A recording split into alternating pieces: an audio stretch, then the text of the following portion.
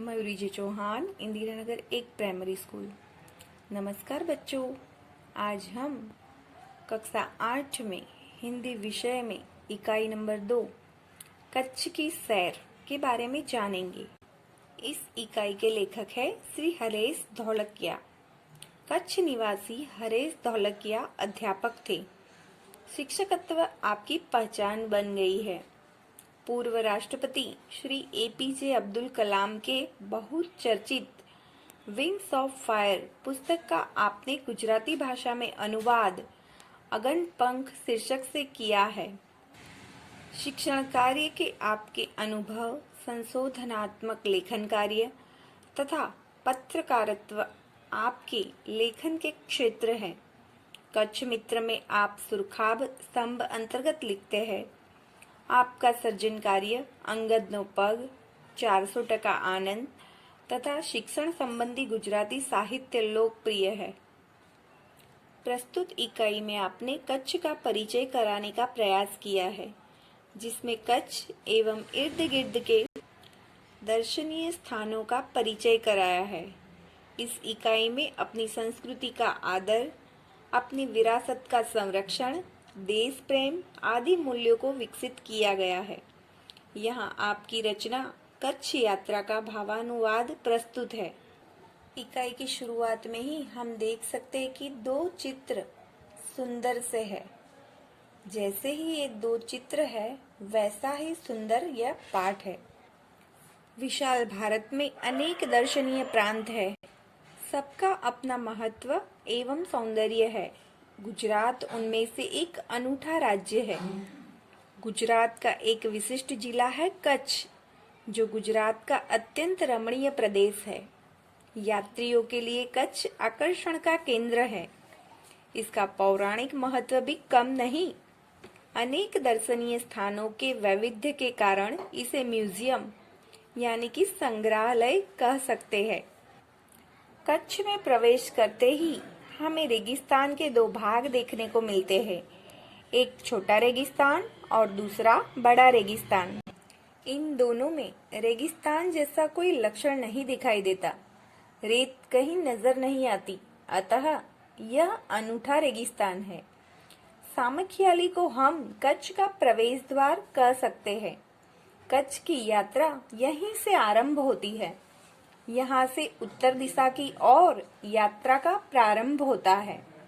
रापर से धौलावीरा पहुँचते ही हमारी प्राचीन संस्कृति मोहेंजोदड़ो का स्मरण हो जाता है। यह स्थान 5000 वर्ष के अवशेषों का अंग है। इस प्राचीन नगरी के दर्शन से ही हम चकित रह जाते हैं। हमें प्राचीनता में आधुनिकता के दर्शन होते हैं। हम इस चित्र में देख सकते हैं। सामखियाली से पश्चिम की यात्रा करते भचाऊ नजर आता है, जो बड़ा गांव है जैसे नगर। वहां से गांधीधाम औद्योगिक कारखानों का शहर है। यहाँ सिंधी प्रजा पाकिस्तान से आकर स्थायी हुई है। गांधीधाम, आदिपुर तथा गोपालपुरी उद्योगों के कारण विकसित हुए दिखाई देते हैं। आदिपुर में गांधी स्मृति तथा पास ही कंडला बंदरगाह का बड़ा महत्व है। बंदरगाह यानी जहां आयात और निकास होती है, जहां व्यापार होता है। दूसरे देशों से और दूसरे राज्यों से वस्तुएं, चीजें ले और बेच का व्यवहार होता है। कंडला का विकास यहाँ की प्रजा के लिए महत्वपूर्ण है। कंडला से दक्षिण की ओर भद्रेश्वर अति प्राचीन जैन यात्रा धाम है। संगमरमर से बना 2500 वर्ष पुराना जिनालय भूकंप में खंडित हुआ। उसके पुनर्निर्माण का कार्य जोरों से चल रहा है। इसे आधुनिकता का स्पर्श मिला है। मुंद्रा शहर तहसील मुख्यालय भी है। यहाँ अनेक उद्योगों के कारण विकास की दिशा खुली है। समुद्र के किनारे बंदरगाह विकसित हुआ है। यहाँ कुछ प्राचीन इमारतें हैं। प्राचीन यानी पुरानी। समुद्र के किनारे तटीय यात्रा करते हुए हम मांडवी पहुंचे। मांडवी अति सुंदर बंदरगाह है, बड़ा प्राचीन नगर है। यह शहर राजा के महल, पवन चक्कियों तथा समुद्र तट के कारण अधिक दर्शनीय बना है। यहाँ VRTI ग्राम्य संस्था है, 72 जिनालय है। पास ही बिदड़ा गांव में अंतर्राष्ट्रीय अस्पताल है। मांडवी से आगे चलते डुमरा, कोठीरा, सुगरी और जखो महत्वपूर्ण गांव है। जैनों का प्राधान्य यहाँ नजर आता है। नलिया शहर तहसील का केंद्र है। तहसील यानी तालुका प्लेस। यहाँ वायुसेना का मुख्य अड्डा है। आपको इस इकाई में दिए गए हर एक चित्र को भी गौर से देखना होगा। नलिया से 1 घंटे की यात्रा करने के बाद नारायण सरोवर अति प्राचीन, पौराणिक, धार्मिक स्थान आता है। इस स्थान को रामायण काल का माना जाता है। वहाँ कोटेश्वर नामक दर्शनीय मंदिर है, जहाँ से रावण गुजरा था। यह पूरे भारत का प्राचीन स्थान माना जाता है। सूर्योदय और सूर्यास्त दर्शन यहाँ का बड़ा आकर्षण है। नारायण सरोवर से आगे की यात्रा में लखपत आता है, जो अति प्राचीन स्थल है। गुरु नानक की चरण रज से पावन इस भूमि पर गुरुद्वारा है। एक समय का समृद्ध शहर आज जीर्ण अवस्था में होते हुए भी दर्शनीय है। यहाँ एक किला है। उसके बगल में पांध्रो खनिज संपत्ति के लिए प्रसिद्ध है। साथ ही विद्युत निर्माण का यह केंद्र है। लखपत से मध्य कच्छ की ओर बढ़ने पर हाजीपीर मुसलमानों के लिए श्रद्धा का केंद्र आता है। यहाँ पीर की मजार है। रेगिस्तान की झांकी यहाँ से होती है। रास्ते में माता का मढ़ नामक धार्मिक स्थान है, जहाँ नवरात्रि के पर्व पर लोग पदयात्रा करते हुए श्रद्धा भाव से दर्शनार्थ आते हैं। आगे नखत्राणा प्राकृतिक नजारों का केंद्र बना है।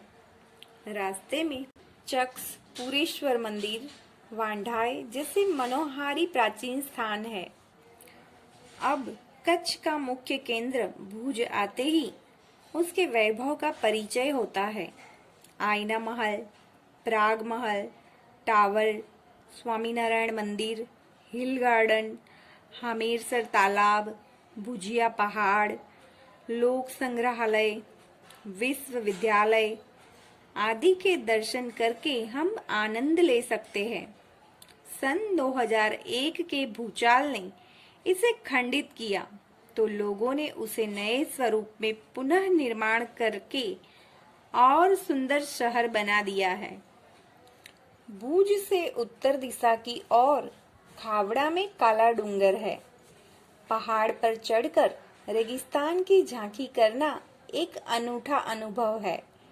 सरकार एवं स्थानीय जनता द्वारा रणोत्सव का आयोजन होता है। देश भर से लोग यहाँ आते हैं। सफेद रेगिस्तान को देखना एक आनंददायी घटना है। भुज से अंजार भी जाया जाता है। आगे बढ़ते हुए सृजन संस्था में यहाँ की प्रजा की हस्तकला का परिचय होता है। जेसल तोरल की स्मृति में मंदिर बना है, जो ऐतिहासिक स्थान है। यहाँ से आदिपुर तथा गांधीधाम जा सकते हैं। सूरजबारी नामक स्थान से हमारी कच्छ यात्रा पूर्ण होती है, जो अविस्मरणीय स्मृतियाँ छोड़ जाती है। कहा जाता है, कच्छ नहीं देखा तो कुछ नहीं देखा। कच्छ गुजरात का गौरव है और दुनिया भर के लोगों के लिए किसी भी मौसम में दर्शनीय एवं आकर्षण का केंद्र है। बाળ દોસ્તો, તમને કચ્છના આ કાલ્પનિક પ્રવાસ થઈ ગયો હોય જાણે એવા સુંદર મજાના પાઠમાં જરૂર મજા આવી જ હશે।